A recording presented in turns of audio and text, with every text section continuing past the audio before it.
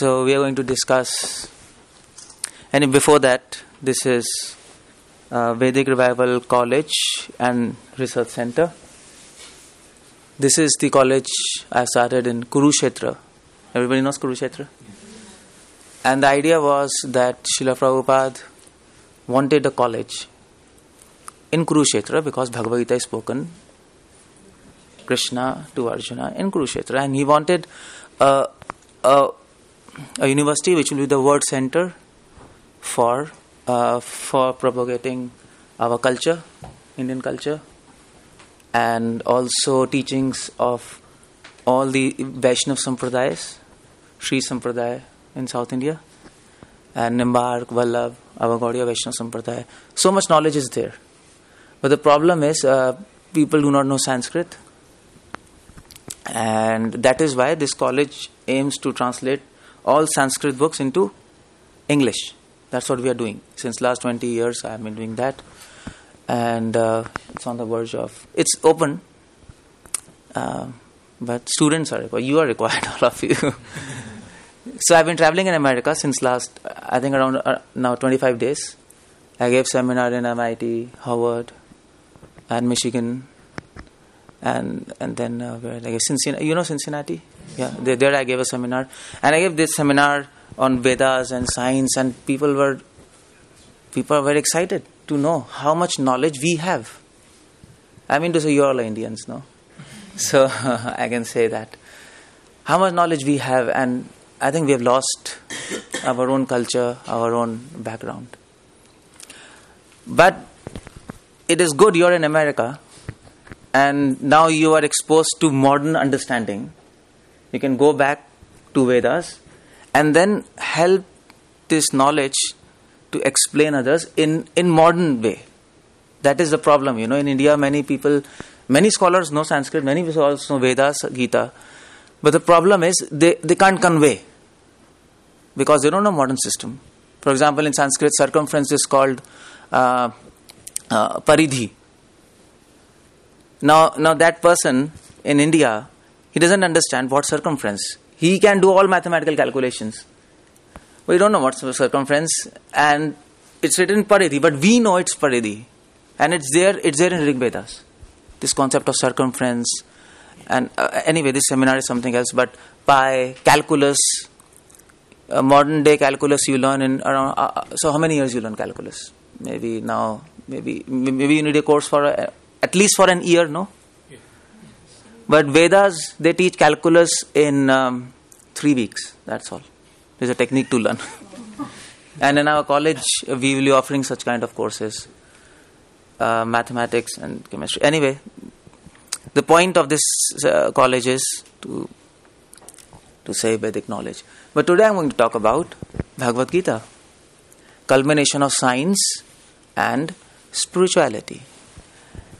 And why I've kept this name, you'll just, in a few moments, you will realize why I've kept this name. Okay, this is Mahatma Gandhi. So we have many religious people, politicians, philosophers, scientists, all praise Gita unanimously. There's no question. Whether European philosophers, American politicians, humanists, pacifists, and we all know this verse. This is Huxley, Aldous Leonard Huxley. He praised Bhagavad Gita. Bhagavad Gita is the most systematic statement of spiritual evolution. This is nice, no? I mean to say, if an Indian would not comment like this on Bhagavad Gita.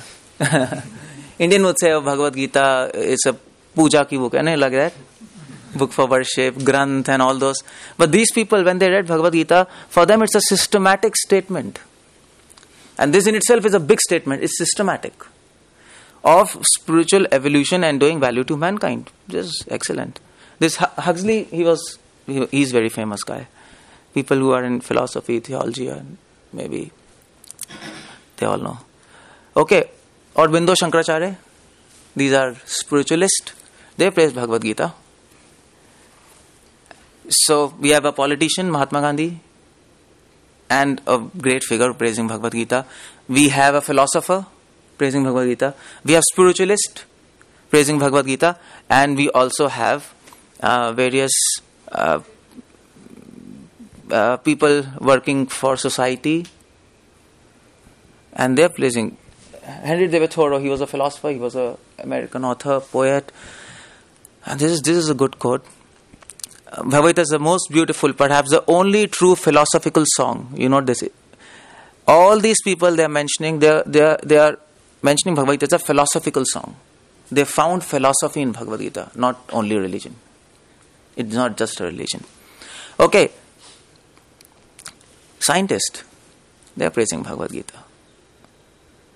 And of course, they are also mentioning to devotion of God.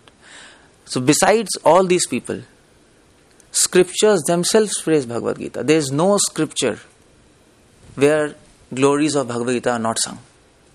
For example, this is Vaishnaviya Tantrasar. This is said by Lord Shiva to Parvati. This is a part of Vedas, Tantra.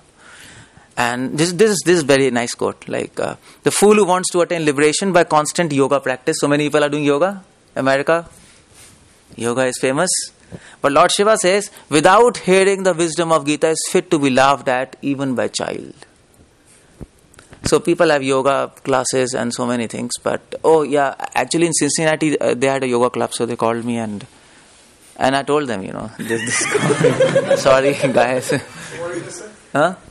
They were impressed. They told, my God, we didn't know this. and then those people were mostly Americans. And then after the class, they told, we are so intrigued to read Bhagavad Gita. We want to know where is this book. It was a great. I mean to say because those people who were in, they were like little bit, because Americans, like they become fearful. But it was a positive. It was positive. They took it in a very right spirit, because I told them, see, meditation without knowledge doesn't work, no? Like, what do you meditate upon? If you want to meditate, no? So, and they got the point. This is very nice. And Varaha Puran, these are many Puranas, Varaha Puran, Skanda Puran, all are praising Bhagavad Gita. You open any scripture. You open Vedas, Upanishad. You know what is Upanishads, everybody? Puranas, and Mahabharata, of course, Gita is there. You open Agni Puran, Padma Puran, Harivamsh Puran, all Puranas are praising Bhagavad Gita. In fact, Krishna says, Bhagavad Gita is my form. First 5 chapters are his 5 heads. They represent. Next 10 chapters are my 10 arms. 16th chapter is my stomach. Last 2 chapters are my lotus feet. And worship begins from feet or head? Feet, no? That is why some scholars say we should read Gita from the last chapter. Some scholars. Because the conclusion of Gita is in 18th chapter. What's the conclusion of Gita? You are hearing Gita? Anybody knows what's the most famous verse of Gita? Okay, good. Yeah, all of you. Yeah. Sarvadharman Paritajya, surrender unto me. That's in last chapter. And that is why this is lotus feet. You surrender unto the lotus feet of God. So I don't think everybody knows that verse. Oh, you don't know that? Sarvadharman Paritajya, Mam Ekam Sharanam Braja, Aham Tvam Sarva Pape Vimokshisham. Oh, everybody knows. Krishna says, surrender unto me. Abandon all religious practices. In other words, abandon all your fanatic understanding of religious practices. Understand true principles of religion. True principle of religion is surrender unto me. Surrender unto me means try to love me. That's the idea. And if you do this, I will protect you from all sins. Do not fear. It's good. It's a good verse. This is a conclusion of Bhagavad Gita. So, it is said in scriptures, if you can speak Gita at the time of death, just the word Gita, you get liberation. Just if you can remember Gita. It is said in scriptures, if you can just remember the word Gita, you get liberation. It is said in scriptures, if you can simply remember a full stop of Gita, you can get liberation. This is Bhagavad Gita. That is why so many saints, they are praising Bhagavad Gita, no? Right from the all saints, unanimously. Nobody questions Bhagavad Gita. All Western philosophers. Why? Because they know the importance of Bhagavad Gita. And what is so important in Bhagavad Gita? That's the question. No? That's what I'm going to discuss today. So, but before that, there are 3 questions. Is Gita a religious book? No. Most of us, we consider. Okay, fine. Is Gita a mythological book? Is it a myth? No. Okay. Why so many scriptures and people praise Gita? So, yeah, because it's a philosophy. But anyway, let us deal with these three questions with evidence. We need evidence. Okay, is Gita a religious book? Let's see this. Bhagavad Gita 3.3. It is said by Prabhupada there. Religion without philosophy, sentiment, or sometimes fanaticism, isn't it? People follow religion, okay, Islam, and then no philosophy. Then what happens? Jihad. And then, or terrorism, whatever it is. To say jihad is not a wrong concept. Jihad means peace. But if you don't understand the real meaning, then you misinterpret this term and then you kill people. Or maybe Christianity, crusades. You know about crusades? Like they were killing left and right. Or even in India, people are so many fanatic people. They just fight. With each other. I believe in Shiva. I believe in Krishna, and all these things happen. No, because religion without philosophy is sentiment or fanaticism, while philosophy without religion is mental speculation. So philosophy, you can discuss, you can argue back and forth, you can have logics. But if you don't have religion means if you don't back up with faith, then it will end up in debates. That's all. That's what is happening. So, this is a very good quote by Hermann Hesse. The marvel of Bhagavad Gita is its truly revelation of life's wisdom, which enables philosophy to blossom into religion. Bhagavad Gita fuses philosophy and religion. This is unique. I'll talk about this. It takes philosophy, blossoms it into a religion which has a logical, rational basis to it. That is a good thing, no? You getting my point? So, yeah. You want to ask now? Maybe afterwards. That's okay. Okay, so why do these people call Bhagavad Gita such a philosophical book? What is there in Bhagavad Gita? I'll give you two examples. Bhagavad Gita gives definition of philosophy. If you can understand this definition, excellent definition. If you ask any philosopher, upon gaining which there is no greater gain. This is the goal of all philosophies. This should be the goal, isn't it? Your philosophy should lead you to a point where you are completely satisfied. Upon gaining which there is no other greater gain. What kind of philosophy? What is the use of that philosophy? You have a philosophy of life and you are completely unsatisfied. Is it good philosophy? It's useless, no? So Krishna says real philosophy cannot be judged by names. Dualism, all these different kind of philosophies. Dualism, idealism, all these names. People can argue, okay, my point is this, my logic is this. Then he can say, no, this is like this, is like this. But our question is, whether your philosophy is giving you satisfaction or not. If not, it's bogus. That's all. It might look logically good, but at the end it doesn't help, What is the use of that philosophy which can't help people? It's in papers, and chair. This is perfect definition of philosophy. There was one philosopher, Nietzsche. Nietzsche? Anyway, there was one philosopher, Nietzsche. And he was a philosopher, he told, if you want to understand truth, come to philosophy. If you want to be happy, go to religion. He divided. He was a little. At the end of his life, his concept was this, no? So right from his concept, he dumped happiness into religion. He followed his own philosophy, and in the end, you know what happened? He became a psychiatric patient. He became neurotic, and he died a very bad death because he couldn't become happy.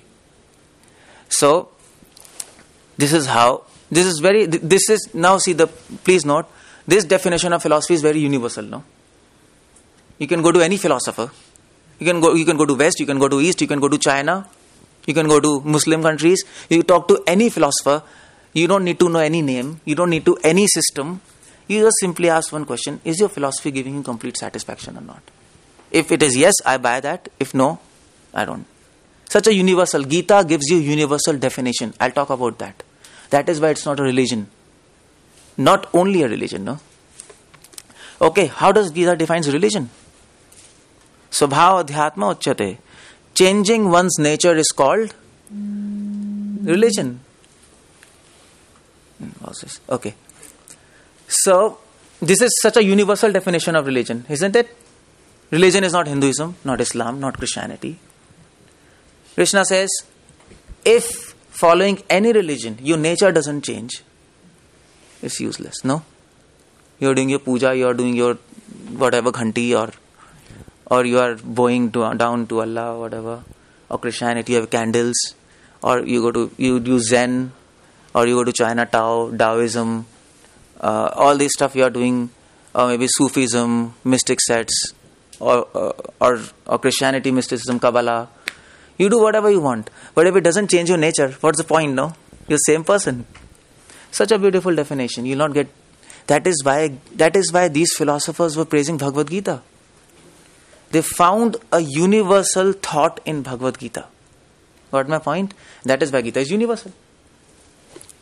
So, this is why Bhagavad Gita has become a religious book. In spite of so nice teachings of Bhagavad Gita, which I'll talk about more, still people consider Bhagavad Gita as a religious book. You know why? Because we don't read Bhagavad Gita. Has anybody read Bhagavad Gita here? You have read? Somebody? Maybe, has anybody saw Bhagavad Gita? Okay, good. Yeah, in modern age you have to ask this, You have to ask these kind of things. Because as a student also, as a student personally, I mean to say, I never saw Bhagavad Gita. After being introduced to Krishna Consciousness, I knew. In a train in India, I asked one boy, so who spoke Bhagavad Gita?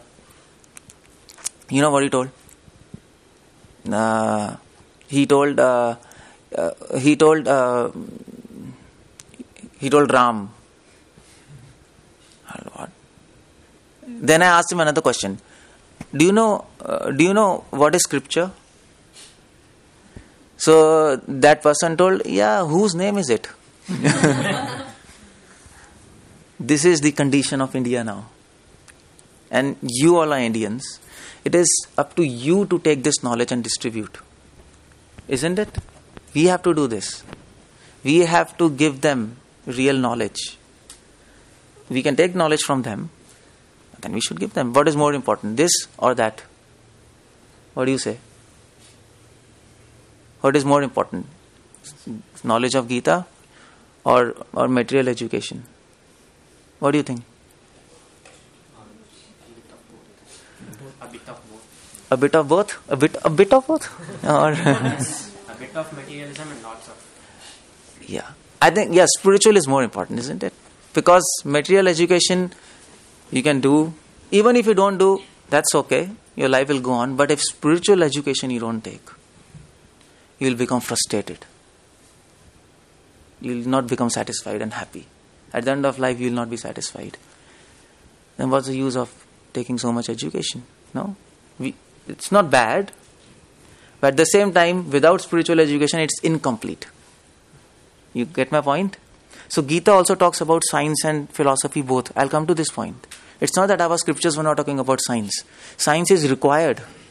But the aim of science should be to make our life comfortable so that we can understand spiritual knowledge. Just like now, we are using science, no? Projector, fan, facilities, okay, good, that's good. But we are using for a good cause. So this, you know what happened? Why we are not reading Gita now? You know why? Because this happened in history. You can see, these two universities, Takshila and Nalanda.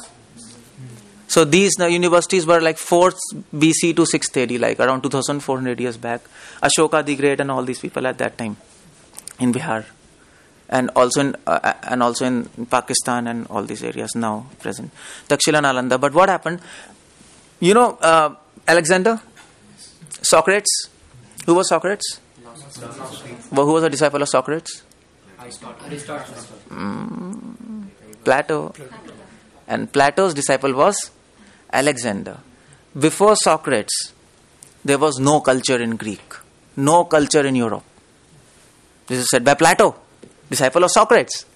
And no religion, no religious book. That is why people used to call them barbarians. You know this word barbarians? Who doesn't have any proper book of religion. But people from there used to come to India. And there were many people, and there are historical records for that. So for example, Megasthenes came. You know this? You ever heard his name? They used to come to learn in Takshilananda. So just like you come to America in MIT Harvard. So those times they were like our MIT Harvard. All over, like Chinese. They used to come. You have heard his name, what's his, Confucius, Huingsang.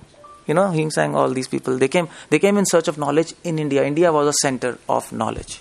But what happened, you know, Mughal invasions, all these Persians, Arabs, they destroyed Nalanda Takshila University. They burnt it. It was burning for at least 4 months. There were so many scriptures, but they burnt. And most of them, they stole. And this is around 11th century AD. Got my point? At that point, they took all these scriptures. He was a person, Khasurao. He was like the main plunderer or whatever. And he took all these scriptures to House of Wisdom, Toledo of Library. Even if you go to Baghdad now, this is Baghdad. If you go to Baghdad, still you will find all those Sanskrit literatures which they stole, original manuscripts, translated into their Arabic language. This is the Arabic copy, one of these. So, but what happened was afterwards, between 1492 to 1791, what happened? Crusades, Christianity and Jerusalem, Islam, they fought with each other. Christianity got all these books from Arabic countries to Europe. And this was 1492 to 1791. And what happened after 1791? And in Europe, these were translated from Arabic language to Hebrew or Latin or whatever. And what happened after 17th century? Suddenly? Renaissance, Enlightenment. Suddenly they got light of science. But from where? From stolen books. Not from their own mind. These books were accessible to Newton. They were accessible to Newton because these scientists, you know, even now all physicists they read Upanishads to get new understandings into the nature of reality. So Newton had access, Einstein had access to all these scriptures, all these manuscripts. So and even today Germany is like, it's almost the center of Sanskrit. People, and Einstein belonged to Germany. Most of these scientists were from Germany. By the time of Second World War or First World War, like they all shifted from Europe to America. They just ran from somewhere here and there, and they had these access. So all knowledge is coming from India. This is how this brain drain you have heard, no? No, this is. It's not only happening now; it happened long back also. Knowledge transfer. It is there with us, but locked in Sanskrit, locked in scriptures. And my aim of presenting these seminars all around America is to tell people that our Indian culture, our Indian knowledge is far superior, far rich than any knowledge. Any knowledge. And I'll show you how Bhagavad is talking about. We have chemistry in Vedas. We have computer science. For example, any computer scientist here? Majority. Oh, you have, no? Majority? Okay, fine. Okay, tell me, who is the father of computer language?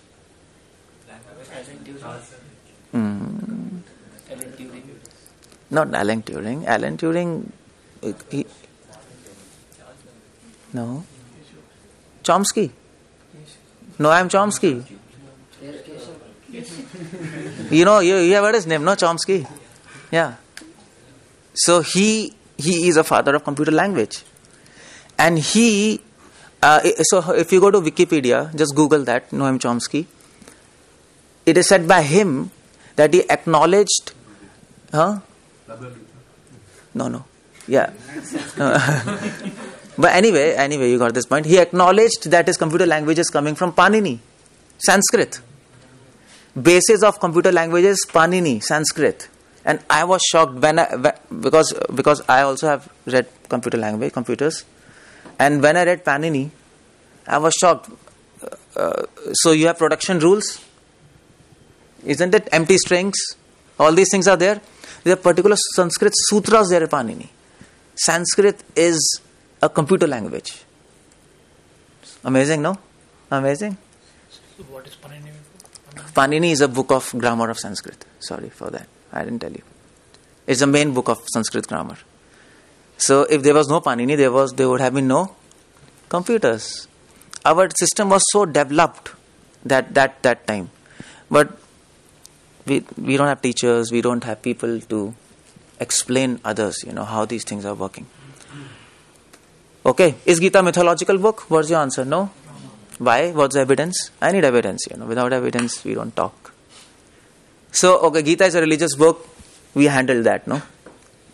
Is Gita a mythological book? Tell me. So, what's the evidence? Somebody ask you. Well, okay, everybody understands what's a myth? What's a myth? Huh? Okay, it didn't happen. Okay, fine. We accept Gita is a philosophical book, religious book, whatever it is, but it's a myth. So most of the departments of theology and religious departments, they consider Gita as a myth. Oh, it's good, but it's a myth. Well, according to us, it's not a myth. There's evidence. There are two evidences. One is geographical evidence. You know this place? What's that place? Yeah. Kurukshetra. This is a banyan tree. And this is, this is from Chennai, your place, Most of them, many of the people. TK, he's still there. I was supposed to meet him, but somehow. And he is doing research in Kurukshetra. There's a Kurukshetra Research Center. And what he found in Kurukshetra when he did excavations, he found this. You can see arrows, spears. And when they did dating for this, how many years? 5,000. Exact. And we know 5,000 years back, according to Mahabharata, there was a battle. People were killed. And there were supposed to be weapons there. And 5,000 years old. This is good evidence, no? That these things happened. If these things happened, Krishna was there on this planet. He was a person right there. And he spoke Bhagavad Gita to Arjuna. Okay, that's another question, he was God or not. That can be handled afterwards. But this happened. This first evidence. And the second evidence is Dwarka city. This Times of India, 1993, there was an article. Anyway, recent also there's an article now, 2012. And this is the he's from Bangalore. From Bangalore, anybody? Anyway. So he did excavations in Dwarka. This is Dwarka, modern day. And there was sea. But in Mahabharata, we know, according to Mahabharata, Dwarka was flooded. You know that, no? And went into sea. So he went under the sea and he found this. This is an arrangement of rocks which needs intelligence. So this is a wall of Dwarka. And these are the rocks where they found that they wanted. So these rocks serve as an anchor for ships. These are anchoring ships. So at that time, Krishna was also doing exporting and importing. Dwarka was doing this. They were doing. He was acting as a king also that time. And there was big ships and very advanced ships. So this is another evidence. If Dwarka is there, Krishna is there, no? They got seals, coins, where there was picture of Krishna Balaram.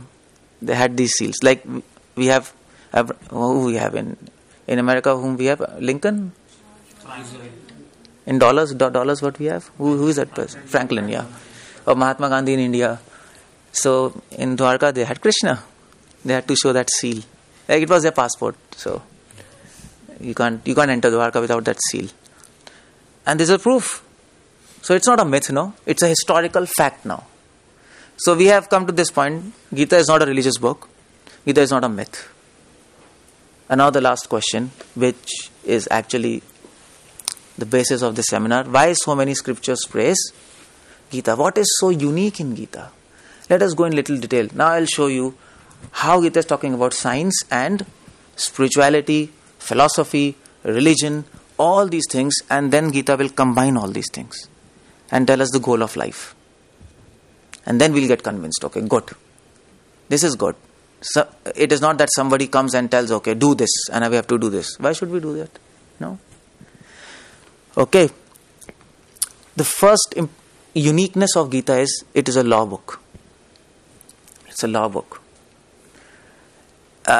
So you know we have so many scriptures, Vedas. Everybody knows about that, no? Vedas, Upanishads. How many Puranas we have? 18. And then we have Ramayana, Mahabharata. All these books come in category of Updesh Shastra. They are informative. But Gita comes in the category of Nirnaya Shastra, decision. This is uniqueness of Gita. Gita gives decision. Anytime you're confused reading Vedas or whatever you're confused, that confusion will be solved through Gita. That is why any spiritual institution, any spiritual person or any spiritual conduct, first book which it teaches Gita. Without Gita you can't understand anything. Without Gita you can't understand anything. And if you understand everything without understanding Gita, still you can't understand anything. You got my point? It's not possible. So Gita is eyes to scan scriptures. Got my point? Because there are so many confusions in scriptures. Like for example, I'll show you. This is one example from Gita 18.3.5. Krishna says, some learned men declare all kinds of fruitive activities should be given as faulty. Fruitive activities, you understand? Sense gratificatory, should be given up. Yet other sages maintain that acts of sacrifice, charity, penance should never be abandoned. This is a confusion. It's a valid confusion in Shastra. Some people say you go to mountains, do meditation. It's there in scriptures, no? Some people say no, you should not go to mountains. You should be in society. You should do your work. You should do charity. You should do... It's an eternal confusion, no? Even in India, many people are relatives and so many people will say. They say, no? So, what's the solution? Krishna gives the decision in Bhagavad Gita. Krishna says, acts of sacrifice, charity, penance are not to be given up. Don't run to mountains. According to Krishna. It will not help you. Because you can run to mountains, but how will you run from your mind? So, we think that running to mountains, will become decontact with society. But no, because society is not in front of you. Society is inside you. You know this?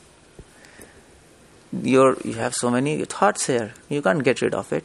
So Krishna says, better be here wherever you are. Do your stuff. But add Gita in your life. Make this as a primary importance. And this will help you to purify you rather than running. You know? Got my point? This is decision. This is nirnaya. This is good. It's very important verse. If you have read all scriptures, you will come to know. There's a big confusion in scriptures. Okay.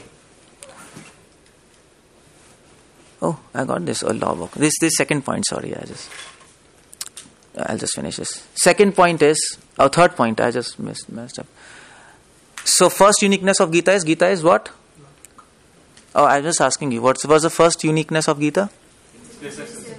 Okay, it's a law book. Yeah, decision it gives. What is the second uniqueness of Bhagavad Gita?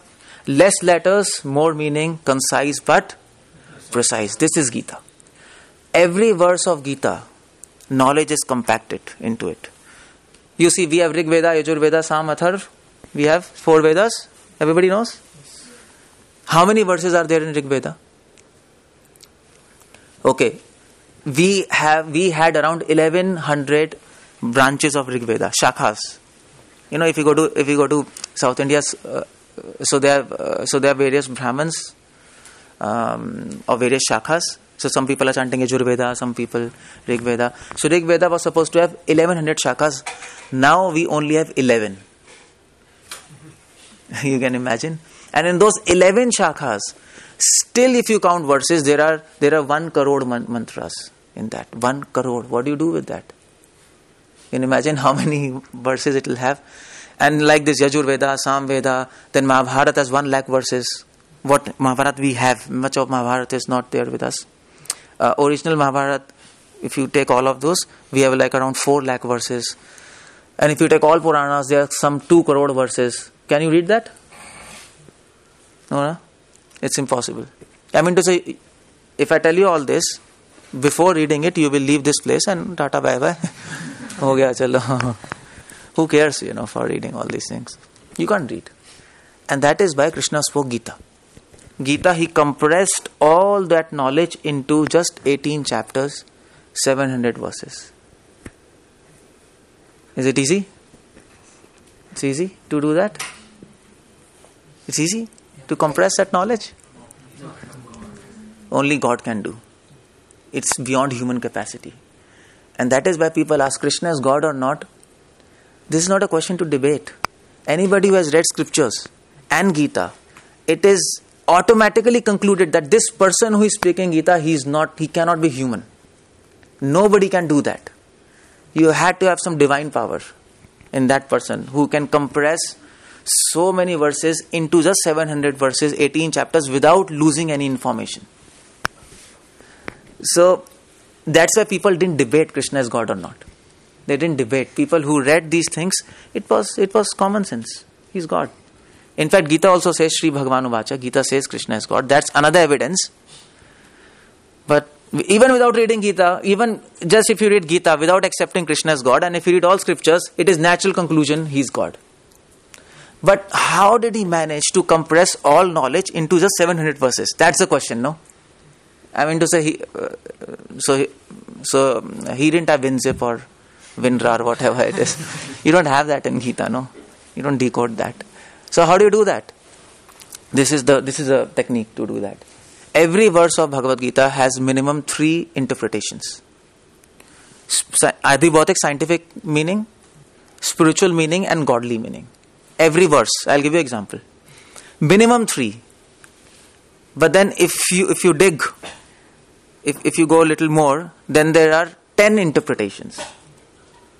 And if you go more deeper, so it depends on your own realizations and it also depends on your depth of study of Vedas.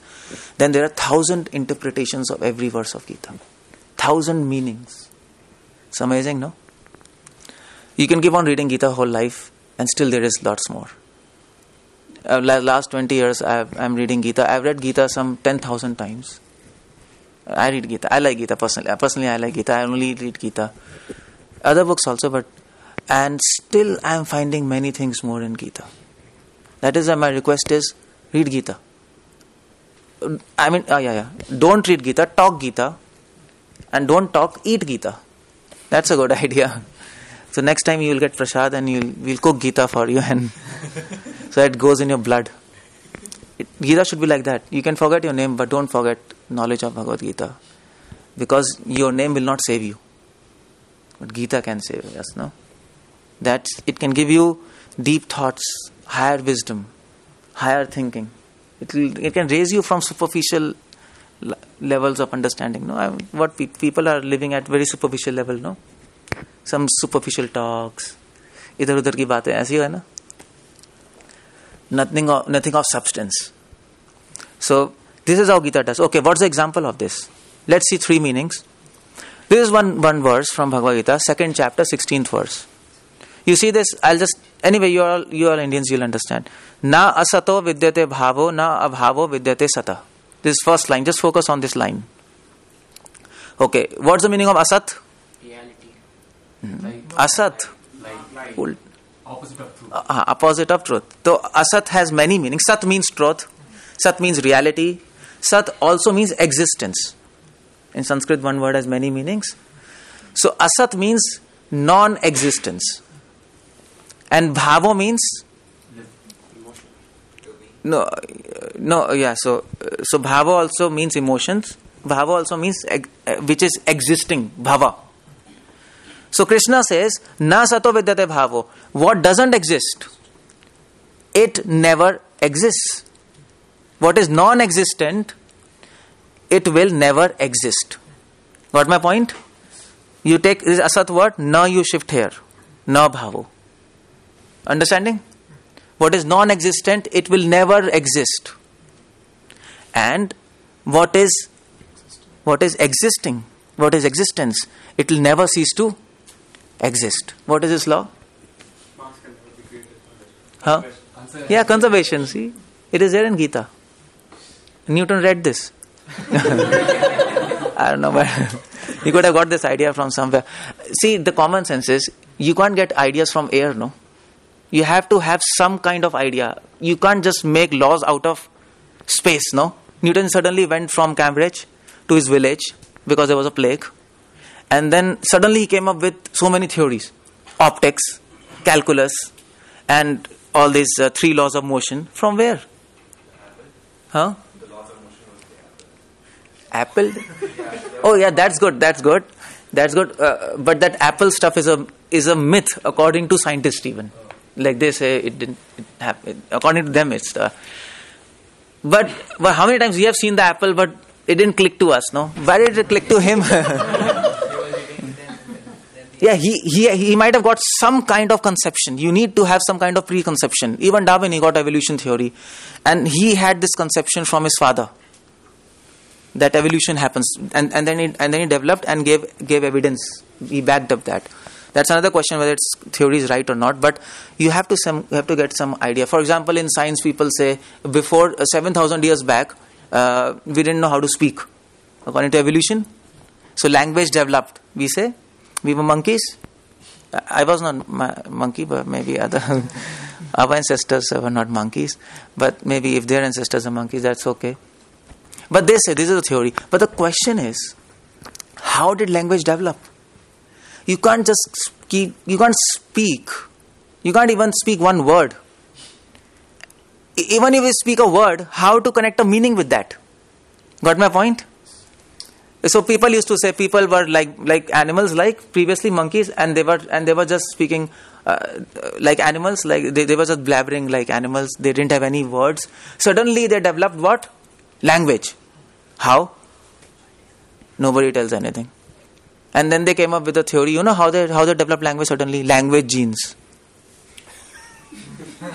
Language genes, what's that? It's a name, but nobody knows what's that. Nobody knows what's that. Language genes. Where is it? Who knows what's that? But you can't do all this stuff. You should have some conception. A, E, A, B, C, D. Somebody has to teach you. It can't come on its own. It's impossible. And even if it comes, even if some person manages to speak wa, ta, tu, te, water, okay, this word comes. Now, by chance, he's speaking wa, he's speaking ta, the other speaking rrr, and they combine. Somebody speaks water. But the point is, what's the meaning of this word? Who fixes the meaning of this word water as? Understand my point? Syntax and semantics. Syntax can be developed by random generation. Computers, if you do syntax, if you hit many letters, some kind of word can appear. But what about semantics? Semantics means meaning. How do you do that? That programmer has to do. You need intelligence. So, but animals can also communicate, no? Animals cannot. Who says animals can communicate in their... I'm talking about language. They can communicate by signs or something. But that's another question. That is like you're going in another stuff. I'm talking only of language now. That animals, like elephants, communicate with their sound. Monkeys, there are other signs. But as far as language, it's unique to humans. At least now, presently. No, but how do you get the meaning? That's the idea, no? Semantics and syntax. You can't get. It's impossible. That is why, according to Vedas, language is eternal. It was given by gods. At least our scriptures say that like that, no? And it makes sense. So this is Gita. So this is law of conservation of energy. This verse also talks about soul, spiritual knowledge. This is a understanding of spiritual knowledge. Soul and body. And this verse also talks about God. Godly interpretation is there, which I'll not tell now. But there is, in this verse, there is Krishna, there is Lord Rama, and there are pastimes also in this verse. For that, I'll not tell you because you have to go a little in Sanskrit again. But leave it. But you take my words, it is there. And there are 8 meanings more. Gita is so nice, no? It's not so nice. So you should read Gita always. That's why I told you eat Gita. I didn't tell you read Gita. Don't do that. I'm not telling. Sukadeva Goswami says, drink this scripture, Bhagavatam, drink Gita. Okay. Third uniqueness is its complete knowledge. Okay, you know this tree? There's a tree, and this is inverted tree. This means this is a reflection in a river. So Gita gives spiritual knowledge, which is upright, and material knowledge, which is a reflection of spiritual knowledge. This example Krishna gives. How?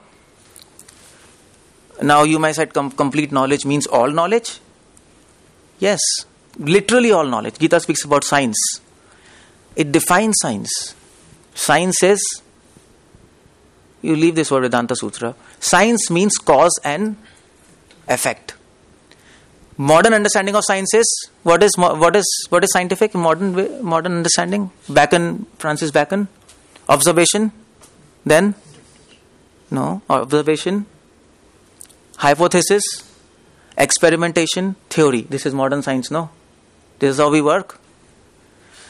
But this method is flawed. Because you can observe. You can do hypothesis. You can collect evidences.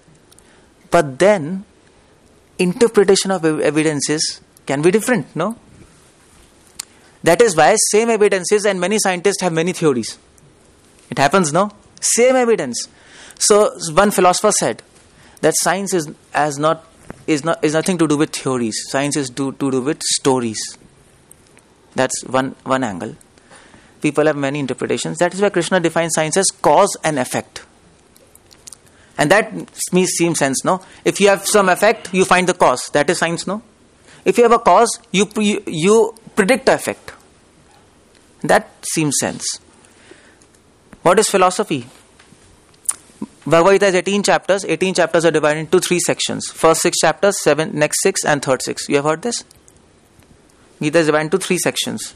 First 6 chapters are talking about decision. I told you.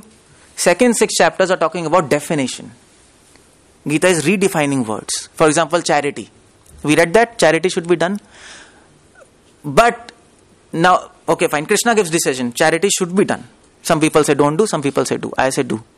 But the next question is, what is definition of charity? Now you might have heard, okay, you should do charity. But according to many people, charity means what? Donation but then that is your assumption. That is why next 6 chapters will give definition of the words. So according to Gita, charity means giving knowledge. Knowledge, not temporary objects. That is okay. You got my point? It is important to define the words. And after you define the words, then you need distinction. What is right and what is wrong. So Gita tells about all 3. And in fact, for information, in philosophy, these 3 philosophers brought a revolution in philosophy. If you go to any philosopher, these 3 philosophers, if you go to any philosopher and if you want to impress any philosopher, just speak these 3 names. He will touch your feet, Baba. You know things. Really. Descartes, Wittgenstein, Thomas Kuhn. Descartes gave the philosophy of decision, dualism, mind and matter. Wittgenstein redefined the words. And Thomas Kuhn, he gave the philosophy of transcendental and phenomenal. And these concepts was said in Bhagavad Gita 5,000 years ago. The concepts which they were bringing after enlightenment, it was here in Gita and Upanishads. Got my point? So everything is coming from Bhagavad Gita. Probably they also had a copy of Gita or what? I don't know what. Maybe. But they had access to Vedic knowledge or whatever. Yeah, they would have got. Psychology is there. This one verse, 18th chapter, 14th verse. You just see this verse, don't worry about that. You see the Sanskrit, adhishthanam tatha karta, karnam cha pritak vidam, vividesh cha pritak cheshta, devam jayavatra panchamam. Don't worry. This is what is psychology of Bhagavad Gita. Every word, in that last verse, we had 5 words. Every word, if you analyze every word, from each word, one branch of psychology you can make. From adhishthanam is a basis of social psychology, developmental psychology, reflex, you know Freud, Sigmund Freud? He gave the concept of what? In psychology, he was a father of psychoanalysis. And he brought the concept of subconscious mind. You know this, no? Id, super id, ego, super ego. And that concept is there in Gita, Daivam. Subconscious phenomena. Daivam also means destiny, it also means God, it also means subconscious phenomena. So I don't know whether Freud read Bhagavad Gita or not. Maybe, I don't know. But this concept is there in Vedanta also. Subconscious mind. Is there in Gita. So many things are there. Gita is talking about medicine. Okay, define medicine. What's medicine? If you ask any doctor, what is medical field? Yeah. Okay, fine. So WHO definition of medicine is mental, spiritual and bodily well-being. That is health. And health is a primary goal of medicine. But this definition is excellent. Krishna is saying the definition of medicine is balance. Balance. Because mental, spiritual and bodily well-being can be achieved only when you balance your food habits. That's a good angle to see, no? And Ayurveda is talking about balance. That's all. They're all about balance. If you balance your life, you don't need medicine. This is good. Precaution is better than cure. So I was a doctor, you know. You know AIMS? I was working in AIMS 1 year. And you know what's surprising? I'll tell you some internal stuff. So in AIMS, we have a temple, Ganesha temple, and they do puja every month. And I used to just hang around, you know, they're Krishna also. So they're so nice people. Then I asked Pujari, why are you doing puja? He told that chairman has asked me to do puja every month, and the aim of this puja is so that people become sick. Yeah, still it happens. They're praying to Ganesha people. Otherwise people doesn't become sick, then how the hospital will go on? Do you really have to pray though? Huh? What? We have to? Do you really have to pray though? I'm sure AIMS is overflowing. They are praying because there are so many private hospitals coming. I don't know why they are doing, but there are so many private hospitals, whatever. But they are doing. Still they are doing. I don't know why they are doing, but they are doing. But the point is, today medical field has gone down to such a level. That's my point, you know. But this is not medicine. The first, you know what is a medicine book of Ayurveda? Okay, Shushruta is surgery, medicine is Charak. You have heard Charak? What is the first line of Charak? Charak, almost second line. Charak says, my dear brothers and sisters, whatever he says in Sanskrit, he says, my desire is that no human should read my book. You got my point? They should never become sick. This is good consciousness. So Gita is not only talking about science, it is talking about the consciousness behind science, how you should practice this. This is lacking, no? In modern world we are reading science. What about the consciousness? It's mostly selfish and then it doesn't work, you know. Then you learn science but then you harm society, you know. You don't benefit people. That's why I told you Gita is complete knowledge. It's talking about science, it's talking about philosophy, but it's talking about how to practice that, intentions behind that. It's talking about morals and laws. It's not talking about science, philosophy. It's talking also about social norms, moral, society. 16 chapters talking about personal conduct, social norms and punishment.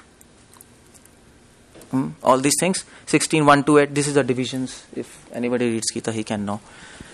So how to conduct ourselves, how to speak, how to talk. We have to learn this also. And then how to behave with others. How to keep our mind peaceful in various situations.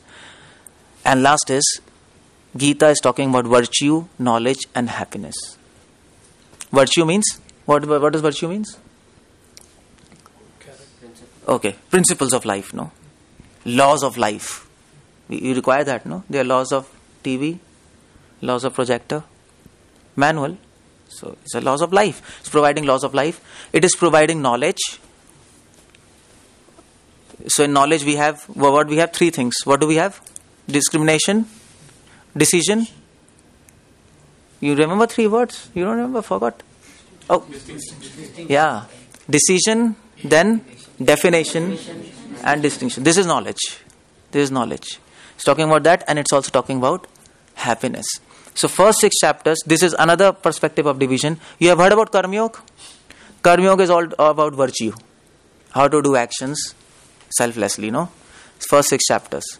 Second 6 chapters talking about happiness, bhakti. And third 6 chapters are talking about knowledge, jnana. And then it fuses all three and informs us the aim of being good, knowledgeable and happy is to develop love of God. This is the goal of life, to develop love of God. Then your life will be successful. And that's what is Gita all about. That's why Gita itself says, Gita, this knowledge is the king of education, the most secret of all secrets. It is the purest of knowledge because it gives direct perception of self by realization. It is perfection of religion with philosophy.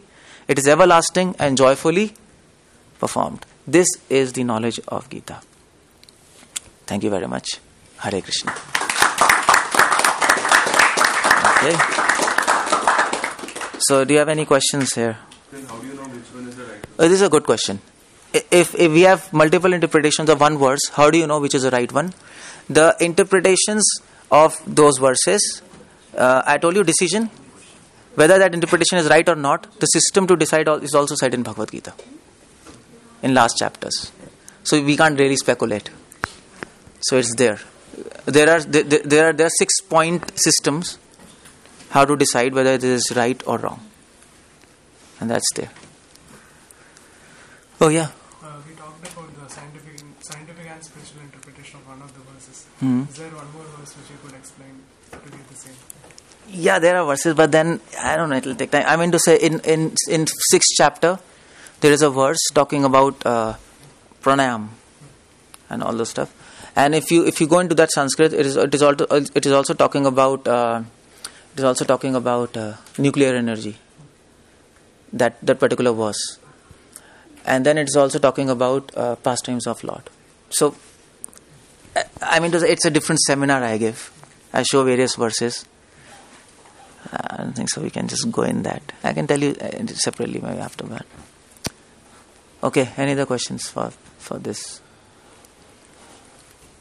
Oh, where is that? My book of charity.